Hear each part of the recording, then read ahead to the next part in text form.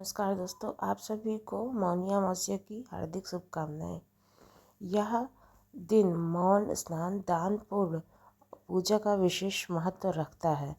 महत्वपूर्ण खास बात यह कि इस दिन मौन रहकर किया जाने वाला जप और ध्यान कई गुना फल देता है और इस दिन खासकर दान जरूरी है। अन्न, वस्त्र, काले तिल, गुड़, चावल, कंबल या धन का दान शास्त्रों में कहा गया है। मौनी अमावस्या के दिन दान करने से 100 गुना फल मिलता है। प्रिय साथियों, कथा को अंत तक अवश्य सुने। यह कथा है एक ऐसे गांव की जहां प्रकृति अपनी अनुपम छटा बिखेरती थी।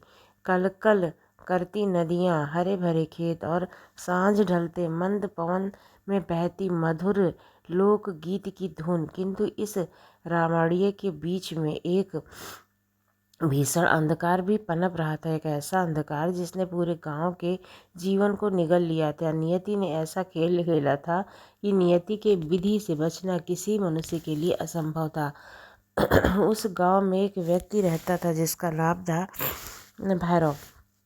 नाम के अनुरूप ही उसका व्यक्तित्व था, भय और रौद्र। भैरव की क्रूरता की कहानी दूर दूर तक फैली हुई थी। उसका हृदय मानो पत्थर की तरह ठंडी और कठोर शिला बन चुका था, जिसमें दया, करुणा, ममता और प्रेम का अंश मात्र भी शेष नहीं था। बहुत ही पहली किरण फूटने से लेकर रात के गहरे अवसर तक उसका जीवन केवल एक ही ध्येय में संचालित होता था, बस वीरा, दूसरों को कष्ट देना, उसकी आहों में अपने सुख की तलाश करना और हिंसा को ही अपना धर्म मानना। गांव के लोग उसे देखते ही सहम जाते थे। छोटे बच्चे उसकी छाया से भी दूर भागते थे। इसलिए महिलाएं घरों के भीतर दुबक कर रह जाती थी उसको देखकर, और पुरुष भी उसमें आंखें मिलाने की हिम्मत नहीं रखते थे। उसको देख के ही कतरा जाते थे। हाय रे, यह कैसा मनुष्य है, लोग मन ही मन सोचते। क्या इसमें कभी माँ का दूध पिया होगा? क्या कभी किसी ने इसे प्रेम से पुकारा होगा? इसके काले कर्मों की वजह से इतने लोग इससे चिढ़ते हैं, परेशान होते हैं, मुश्किलों का सामना करते हैं। चोरी तो इसके लिए हर रोज का नियम बन चुका है, मानो सांस लेने जितना स्वाभाविक है इसके लिए। किसी गरीब किसान की मेहनत से उगाई फसल को पल भर में उजाड़ देता है। किसी विधवा के अकेले सहारे को उसके बच्चे कुचे गहनों को छीन लेता है। किसी असहाय पथिक को लूट लेता है, उसे लहूलुहान होकर छोड़ देता है। सब उसके लिए खेल मात्र था। भैरव, अरे वो भैरव, एक बार एक बूढ़ी माँ ने अपने इकलौते बेटे की बीमारी के लिए बचाए हुए पैसे बचाने की विनती की थी। बेटा, मेरे पास कुछ नहीं बचा है, मेरा बेटा बीमार है, थोड़े पैसे ही तो हैं, इसे मत ले जाओ। इसकी आंखों में आंसू थे, होठ काँप रहे थे, पर भैरव ने उस बूढ़ी माँ की भी एक बात नहीं सुनी। इस एक क्रूर मुस्कान उसके चेहरे पर फैल गई। बीमार बेटा तो क्या, मैं उसकी दवाई खरीदने आऊँगा? दे जो कुछ भी है। और एक शब्द भी नहीं कहकर उसने झटके से उसके हाथ से पोटली छीन ली थी और एक जोरदार धक्का भी मारा था। उस बूढ़ी माँ की चीख सुनकर भी उसका हृदय तनिक भी द्रवित नहीं हुआ। उसे उस माँ की आंखों में मौत का साया नहीं बल्कि केवल विजय दिखाई दे रही थी। एक और घटना, गांव के एक छोटा सा परिवार था, पति पत्नी और एक मासूम बच्ची। पति शहर में ऐसे लौट कर आ रहा था, कुछ सामान और बेटी के लिए कुछ गुड़िया लेकर आ रहा था। रास्ते में भैरव ने उसे रोका और उसे कुछ कहा। उसकी आवाज़ में क्रूरता का विष था। उस आदमी ने गिड़गिड़ाते हुए कहा, भाई, एक मेरी बच्ची है, मैं दिन भर मजदूरी करके उसके लिए ये सामान लाया हूँ, मुझे जाने दो। भैरव ने एक पल भी नहीं सोचा, उसने उस आदमी पर तलवार से वार कर दिया, उसे घायल करके उसके सारे पैसे और यहाँ तक कि नन्ही सी गुड़िया भी छीन ली। वो घायल आदमी जमीन पर झटपटाता रहा, पर भैरव ने पीछे मुड़कर भी नहीं देखा। उस रात उस परिवार में जो दर्द झेला उसकी कल्पना भी नहीं की जा सकती। उस नन्ही बच्ची ने अपने पिता को लहूलुहान देखा, माँ को बिलखते देखा। बाप रे, ऐसा राक्षस तो कभी देखा ही नहीं होगा। गांव के लोगों ने मुख से यही निकलता था। भैरव के लिए लोगों को सताना, उनकी चीखें सुनना, बेबसी देखना एकमात्र आनंद का विषय था। उसके भीतर करुणा का बीज सूख चुका था। दया का फूल तो कभी खिला ही नहीं था। यह जानता था कि लोग उससे नफरत करते हैं, उससे डरते हैं और उसे उनकी परवाह नहीं थी। उसे लगता था कि यही उसकी शक्ति है, मैं ही सबसे बलवान हूँ। वो मन ही मन दहाड़ता। एक दिन जब गांव के लोग अपने दैनिक कार्यों में लीन थे और भैरव अपनी क्रूर योजना बुन रहा था, एक संत उस गांव में पधारे। वो बहुत ही तेजस्वी थे। उसके मुखमंडल पर अद्भुत शांति और तेज था। उनकी आंखों में करुणा थी। किसी भी पत्थर को वो पिघला सकते थे। गांव के लोग उनके चरणों में झुके और उनसे अपनी व्यथा सुनाई। महाराज, हम एक राक्षस के अंत से पीड़ित हैं। एक भैरव नाम का दुरात्मा है जिसने महान जीना दुर्लभ कर रखा है। हमें बचाओ। संत ने धैर्यपूर्वक सब कुछ सुना। उनकी शांत आंखें भय और दुख को पहचान रही थीं। उन्होंने पूछा, वो कहाँ है? लोगों ने भयभीत होकर भैरव के ठिकाने की ओर इशारा किया। संत बिना किसी भय या संकोच के भैरव के पास पहुँचे। भैरव उस समय अपनी गलती, अपनी चोरी की योजना बना रहा था। इससे संत ने देखा, उनकी आंखों में वही क्रूरता और उपहास था। क्या है बाबा, यह क्या भिक्षा मांगने आए हो? मेरे पास देने को कुछ नहीं है सिवाय लाठियों के, भैरव ने दृढ़ता से कहा। संत मुस्कुराए। उनकी मुस्कान में एक ऐसी दिव्य शक्ति थी कि भैरव भी एक पल के लिए सहम सा गया। पुत्र, मैं तुमसे कुछ मांगने नहीं आया हूँ, मैं तो तुम्हें कुछ देने आया हूँ। जीवन का मार्ग, मेरा मार्ग तो मैं स्वयं बना लेता हूँ। मैं किसी के रास्ते पर नहीं चलता है। भैरव ने ठहाका लगाया। तेरा मार्ग तुझे कहाँ ले जा रहा है? पुत्र, क्या तुझे कभी शांति मिलती है? क्या तेरी आत्मा कभी तृप्त महसूस करती है? शांत की आवाज़ में एक अजीब सी जादू की छाप थी। भैरव ने पहली बार अपने भीतर एक अजीब सी बेचैनी महसूस की, पर उसने उसे तुरंत दबा दिया। शांति, तृप्त, यह सब कमजोरों की निशानी है बाबा।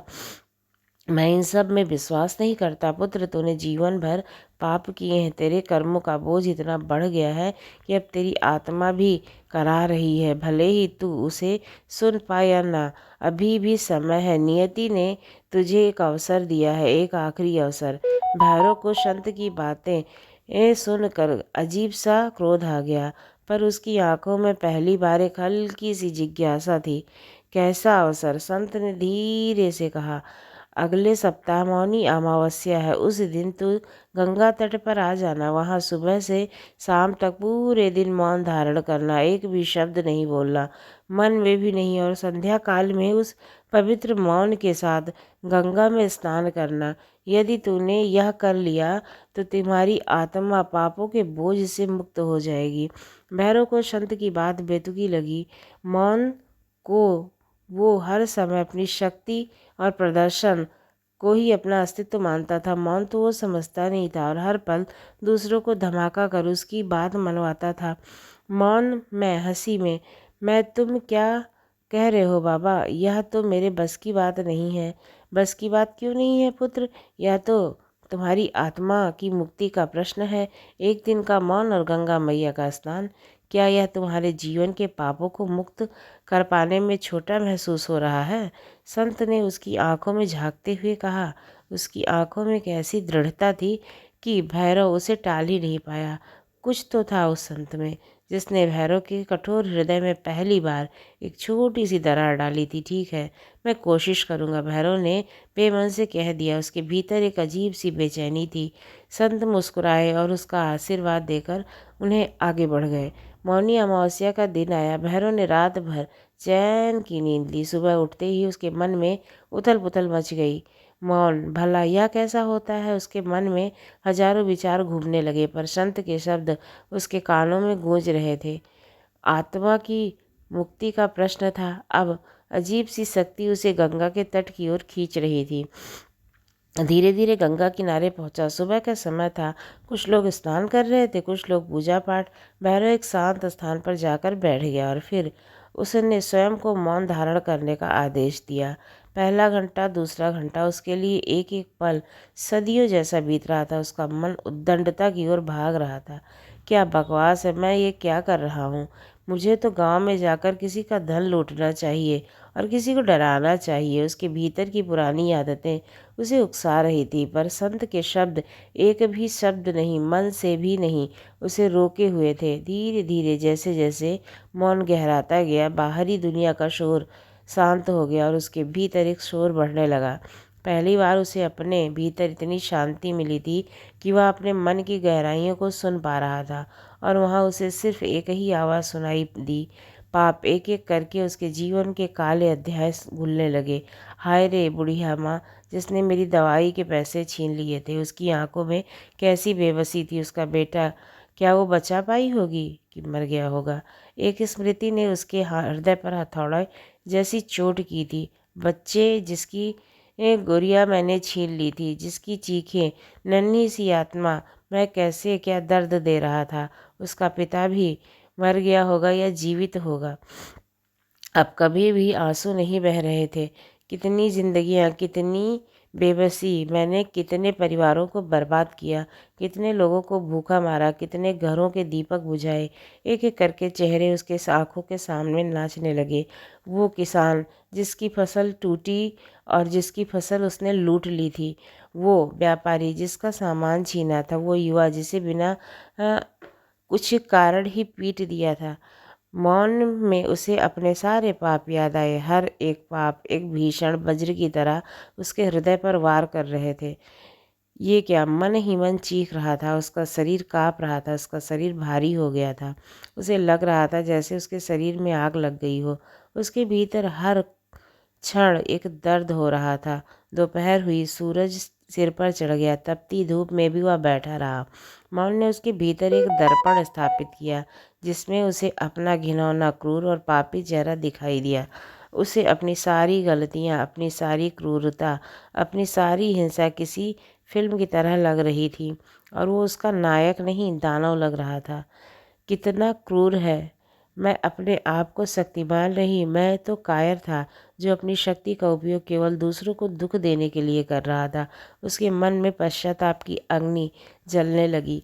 अब वह परेशान होने लगा और चीख नहीं सकता था, रो नहीं सकता था। उसका हृदय तो फट रहा था। फिर जैसे किसी ने बांध तोड़ दिया, उसकी आंखों में अश्रु बह निकले, टप टप आंसू, जो उसके गालों से होते हुए जमीन पर गिरे।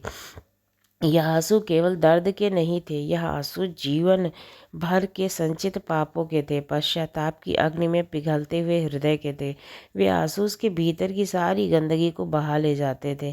गंगा तट पर वह मौन ही रहा, पर उसके मन में एक तीव्र पुकार गूंज रही थी। क्षमा, हे प्रभु क्षमा, हे गंगा मैया क्षमा, मैं पापी हूँ, अधर्मी हूँ, मुझे क्षमा करो, मुझे पापों से मुक्ति दो। उसकी आत्मा बिलख रही थी। वो अपनी आंखों से बहते आंसुओं को रोक नहीं पा रहा था, पर आंसू उसके जीवन में सबसे पवित्र थे, उसके हृदय को धोने वाले थे। संध्या होने लगी, सूरज की किरणें धीमी पड़ गई, गंगा का जल सुनहरी आभा में जगमगा गया। भैरव का शरीर काँप उठा, उसका मन शांत होने लगा, जैसे तूफान के बाद समुद्र शांत हो जाता है। उसकी आंखों में भी आंसू थे, पर उसके दर्द के साथ साथ अद्भुत शांति, पश्चाताप की शांति। तभी उसने देखा कि एक वृद्ध साधु उसकी ओर आ रहे हैं। उनका मुखमंडल शांत और दिव्य था, उनकी आंखों में अद्भुत चमक थी। साधु उनके पास आकर बैठ गए। भैरव अभी भी मौन था, पर उनके जो पास साधु आ रहे थे, उन्होंने देखा, और उस साधु की आंखों में कोई क्रोध, कोई घृणा नहीं थी, बल्कि असीम करुणा थी, प्रेम दिखाई दिया। पुत्र, तुमने अपने मौन को सिद्ध कर दिया है, साधु ने मधुर स्वर से कहा। भैरव मौन हो रहा था, उसकी आंखों में आंसू बह रहे थे। वो साधु को पीड़ा बताना चाहता था, अपने पाप स्वीकार करना चाहता था, पर मौन अभी खंडित नहीं हुआ था। मुझे पता है पुत्र, तुम क्या कहना चाहते हो। तुम्हारे आंसू ही तुम्हारी कथा कह रहे हैं। तुमने जीवन भर पाप किया, आज तुम्हारी आत्मा जाग उठी है। यह मौन का पश्चाताप, यह आंसू, तब यही तुम्हारे पापों का प्रायश्चित है। साधु ने उसे सहारा दिया। अब जा गंगा में डुबकी लगा, यह गंगा तुम्हारी सारी मैल को धो देगी। भैरव धीरे से उठा और अपने पैर को जो काँप रहा था उसको संभाला, हृदय को हल्का महसूस किया। वो गंगा के पवित्र जल में उतरा, एक डुबकी लगाई, 2 डुबकी लगाई, तीसरी डुबकी लगाते ही उसे लगा जैसे उसके शरीर से एक विशाल बोझ उतर गया हो। गंगा का ठंडा जल उसके मन को शांत कर रहा था। उसे लगा जैसे माँ गंगा उसे अपने आंचल में समेट रही हों, उसे फिर से एक नवजात शिशु की तरह पवित्र महसूस करा रही हों। जब वह गंगा से बाहर निकला तो साधु अभी भी वहीं बैठे थे। पुत्र, मैं जानता हूँ तुमने अब तक जो किया है वो नियति का भीषण खेल था, तुम्हारे पूर्व जन्मों का फल था और तुम्हारे स्वयं के मोह और अज्ञान का परिणाम। अब तुम्हें अपनी आत्मा को जागृत कर लिया है। तुम्हें आज से भगवान को मौन पुकार लगाई है और उन्होंने तुम्हारी सुन ली है। भैरव पहली बार बोला। उसकी आवाज़ थरथरा रही थी। महाराज, मैं पापी हूँ, मुझे भयंकर भूल हुई। क्या मुझे कभी मोक्ष मिल पाएगा? क्या मेरे पाप खत्म हो सकेंगे? साधु ने प्रेम से उसके सिर पर हाथ फेरा। पुत्र, भगवान विष्णु दया के सागर हैं, वे केवल पश्चाताप देखते हैं। तुमने सच्चे हृदय से पश्चाताप किया है, जान लो। मैं कोई साधारण साधु नहीं हूँ, मैं स्वयं भगवान विष्णु हूँ जो तुम्हारी आत्मा की पुकार सुनकर यहाँ आया हूँ। तुम्हारा यह मौन, तुम्हारे यह आंसू, तुम्हारे यह पश्चाताप की अग्नि तुम्हारे सबसे बड़े यज्ञ का कारण है। तुमने अपने भीतर दानों को मार दिया है और आत्मा शुद्ध कर ली है। भैरव की आंखें बहुत ही दुख से प्रभावित हो रही थी, साधु की ओर देख रहा था। भगवान, आप हमारी आंखों में श्रद्धा और कृतज्ञता के आंसू थे। हाँ पुत्र, बस वापस आ जाए। यह मत सोचना कि तुम्हारे सारे पाप एक ही दिन में धुल जाएंगे। यह तो मात्र शुरुआत है। अब से तुम जीवन धर्म के मार्ग पर चलाओगे। लोगों की सेवा करना, लोगों को कष्ट मत देना, उनके पापों का प्रायश्चित करना, यही तुम्हारे आगे का मार्ग है। उसकी आत्मा को कभी मैला मत करना। साधु के रूप में भगवान विष्णु ने उसे मार्गदर्शन देकर अंतर ध्यान हो गए। भैरव वहीं गंगा तट पर घुटनों के बल बैठ गया। उसकी आंखों में अश्रु थे, क्रोध नहीं था, कोई क्रूरता नहीं थी, बस असीम शांति और भक्ति कृतज्ञता थी। उस दिन के बाद भैरव बदल गया। वो वही भैरव था, पर अब उसका हृदय पिघल चुका था। वो गांव में वापस लौटा। अब तो लोगों को डराता नहीं था, बल्कि उनके पैरों में झुककर अपनी गलतियों के लिए क्षमा मांगता। मुझे माफ़ कर दो भाइयों बहनों, मैंने तुम पर बहुत अत्याचार किए हैं, मैं पापी था, मुझे माफ़ कर दो। उसकी आंखों में सच्चे आंसू थे। शुरू से लोगों को विश्वास नहीं हुआ, पर नाटक कर रहा था ऐसा लग रहा था लोगों को। लेकिन धीरे धीरे सबको एहसास हो गया कि सचमुच भैरव बदल गया है। अब चोरी नहीं करता, किसी को सताता नहीं, बल्कि दिन रात दूसरों की सेवा करता है। हृदय भी पिघल गया है उसका। वो बूढ़ी माँ, उसके बेटे के पैसे उसने छीने थे, भैरव ने उनकी सेवा की और देखभाल की। उस बच्ची के परिवार से भी क्षमा मांगी और उसके लिए सब कुछ किया वह कर सकता था। भैरव ने अपना शेष जीवन तपस्या और सेवा में समर्पित कर दिया। उसने एक छोटी सी कुटिया बनाई, वहीं रहकर लोगों की मदद करता। वह अपनी गलतियों को कभी नहीं भूल पाया, पर अब उसने डरता नहीं था, बल्कि उसे याद करके और अधिक विनम्र और दयालु बनता था। वह एक नया इंसान बन चुका था, जिसने अपने भीतर से पाप को मार दिया था और संत का जन्म हुआ था। एक दिन इस प्रकार नियति का वो भीषण चक्र भी जो भैरव को अंधकार की तरफ ढकेल रहा था, मौनी अमावस्या के एक मौन और पश्चाताप भरे दिन ने तोड़ दिया। एक पापी को मौन पुकार भगवान विष्णु ने सुनी और मुक्ति का मार्ग दिखाया। यह कथा में सिखाती है, चाहे हम कितना गिर जाए, कितने भी पाप करें, यदि सच्चे हृदय से पश्चाताप करते हैं, प्रभु की शरण में जाते हैं, तो हमें मुक्ति अवश्य मिलती है। प्रभु करुणा के सागर हैं और हर भक्त को चाहने वाले हैं, हर पापी को क्षमा करते हैं, बस लगन सच्ची होनी चाहिए। इसलिए कहते हैं कि हमेशा नाम जप करना चाहिए। नाम जप में वो शक्ति है, वो मौन में शक्ति है जो हमारी आत्मा को जागृत करती है, जो हमारे सभी पापों का हमें अनुभव कराती है और दोबारा गलत ना करने के लिए प्रेरित करती है। तो दोस्तों, आपको ये कहानी कैसी लगी ज़रूर बताइएगा। अगर अच्छी लगी हो तो हमारे चैनल को सब्सक्राइब करना ना भूलिएगा। धन्यवाद।